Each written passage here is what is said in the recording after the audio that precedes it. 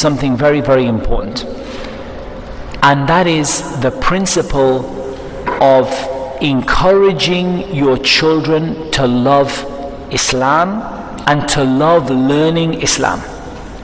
This is something that I personally find to be somewhat deficient in the way that many of us deal with our children. Sometimes you have some parents who are negligent. They just don't teach their children Islam, and they don't have any concern for their children to learn about Islam. I mean, their primary concern is their secular dunya education, and that's what they put the pressure on. But you see some other parents who put so much pressure on their children that they push their children away from Islam by putting enormous and unnecessary pressure upon their children when it comes to learning Islam. You have to make people love Islam and want to study Islam.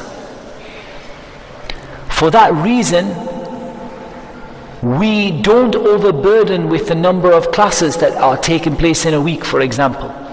Even when it comes to adults, we don't overburden people by having, like for example, 8 hours of classes on a Friday, and then 2 hours every single night. Why do we not overburden people? I mean, the resources are there, but we don't overburden people because eventually you push people away. So it is important that when you think about your children, and when you think about your children's Islamic education, that you think about making them love Islam and instilling love of Allah in their hearts. The love of Allah Azza wa Jal is a fundamental principle.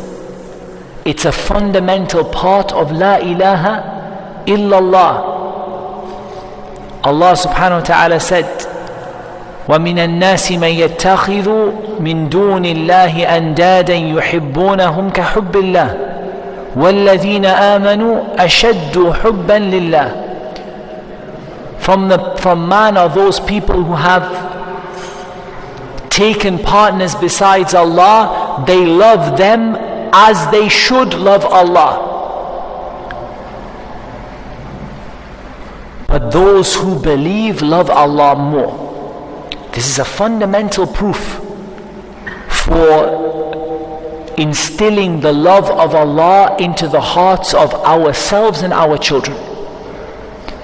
And the love of Allah should be one of those fundamental driving forces in our lives to motivate us. Not only the love of Allah, but also hope and fear. Hope and fear in terms of hoping in Allah's reward and fearing Allah's punishment. And this is the secret behind the first 3 ayat of Surah Al-Fatiha. Alhamdulillahi Rabbil Alameen, Ar-Rahman Ar-Rahim, Maliki Yawmiddin. The first ayah instills the love of Allah. Allah who raised you up and looked after you and nurtured your iman, Rabbul Alameen. The second ayah instills the hope of Allah in your heart, in His mercy, in His forgiveness. The third ayah instills the fear of Allah in your heart, that Allah is Maliki Yawmiddin, the fear of what will come on Yawm al-Qiyamah, and the fear that Allah subhanahu wa ta'ala will take you to account for what you do. And a similar kind of principle we want to still instill in our children. Now, hope and fear take time to build. They come with knowledge, they come with maturity. When children are very, very young, they might not fully understand, especially when they're extremely young.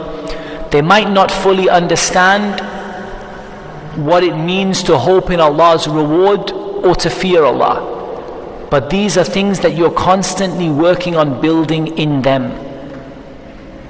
And above all, the love of Allah Azza wa Jal. That they love Allah, that they love Islam, that they love Iman.